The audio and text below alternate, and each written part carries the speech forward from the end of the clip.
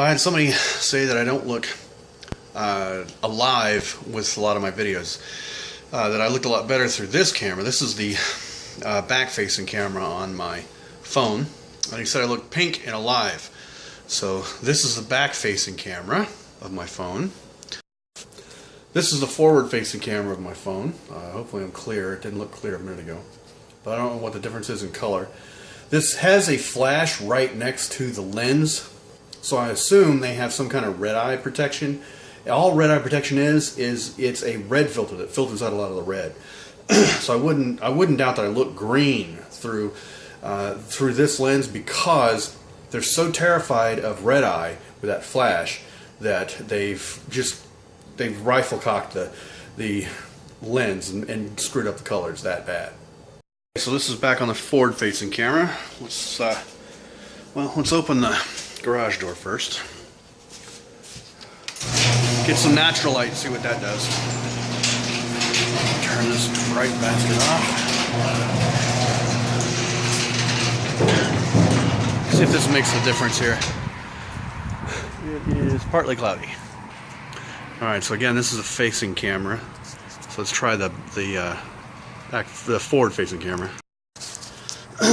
Alright, so here we are with the forward facing camera away from the screen. See if this looks any different out in natural light. Way too much wind noise, so we'll come back in the garage. At least it's not doing what it did yesterday. The wind was whipping around inside the garage really bad. So it looks like the angle of the wind's changed a little bit. Alright, so this is the forward facing camera. Let's try that in natural light-ish. The other day I had shot a picture like this as a selfie. This is really good for taking selfies.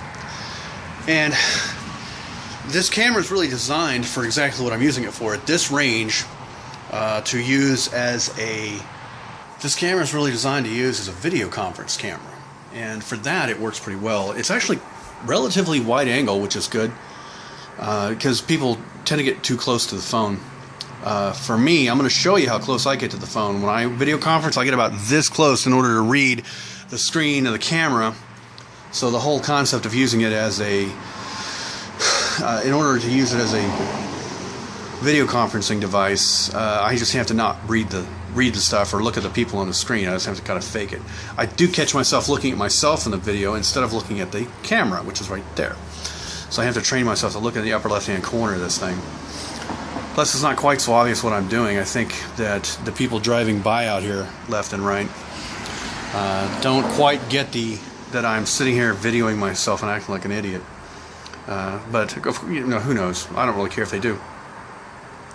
So let me know in the comments what you think. I'm going to start using this camera for just talking to the camera, because I've been told that the colors look better, and it's easier to hold the phone like this in order to do it, and it doesn't sound half bad, at least not that I could tell. It almost sounds like the microphone is on the other side of the camera, on the back side of the camera is active, and not the one at the bottom of the phone. So I don't know. We'll see how it goes.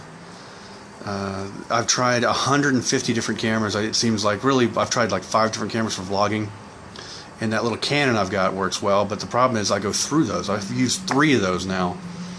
One ended up going to my wife, one ended up dying getting dropped on the concrete, which, you know, will kill any of them, and the other one I'm still using, and they're all slightly different versions of the same camera. Those little quick shot cameras, or just little handheld cameras. They work great. I wish they were more rugged. I wish they were a little more sealed, because you can't put them in your pocket, because they get crap inside and fill up full of the lens, fills up, gets all foggy, and especially the humidity down here in Houston just screws it. But it's not like I'm doing this professionally and in making money off of this. So you get what you get from me. I'm sorry. There's limits to my ability to do this vlogging thing. But I feel a need to do it. I don't know why. I feel that leaving this little mark on the internet is important to me, and I don't get it myself. But there's worse things to be into. I had shot a selfie with this and went to take a picture, and later went to take a picture, and I didn't realize, because I was out in the sunshine, that it was the rear-facing camera. So I'm sitting here trying to snap a picture of a sign where we were going to lunch, and I was like, it's not. I couldn't quite make out what was on the screen because it's broad daylight, but I could tell that it wasn't showing me what I was looking at through the camera. So I just had to stop and figure out what the hell was going on. Well, of course, I had the cameras reversed. So that's one downside of using this. Not only are the settings different between this camera and the forward-facing camera, but it remembers which one you left it at, which is going to bite me in the ass. I just know it. This is from a friend of ours who tried to help us get into the car. Tried to push. He used screwdrivers instead of using flat pieces of wood. All you got to do is you use a flat piece of wood, and you can pry this open, and you can get in and flip the locks. I've seen people do it. I'm no good at it. But he used freaking screwdrivers. So now our car has this damage to it, and you can actually feel the separation.